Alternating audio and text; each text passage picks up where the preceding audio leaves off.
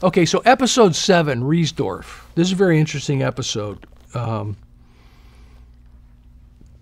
because, again,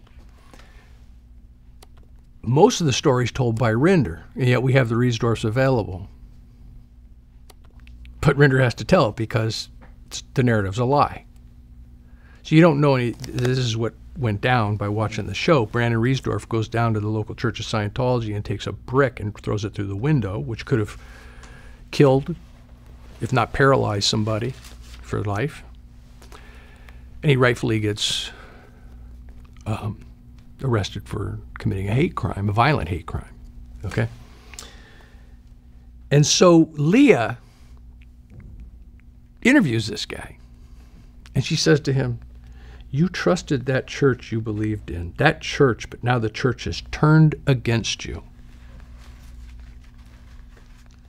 She takes a guy who's committed a hate crime, who was inspired and incited by her partner in the production, and pursuant to the brainwashing that you're a victim, you were a victim, you are a victim, and you always will be a victim, as long as you're on the anti-Scientology side. She tells him, "You trusted that church you believed in, that church, but now the church has turned against you."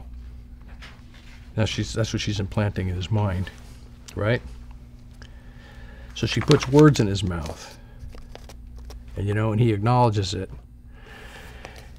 Of course, it's all contradictory to their own words, because Lois earlier in the thing said that Brandon never took to Scientology, because that fit with that way they were spinning the narrative back then. And so he really couldn't have that much trust in something he never took to. But we just miss all that nuance and contradiction.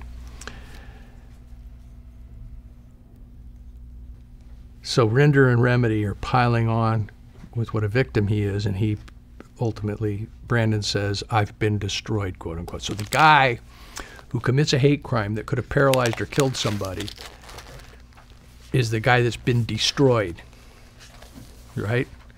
By people that he trusted, whom his mother said he was never in a position of trusting them.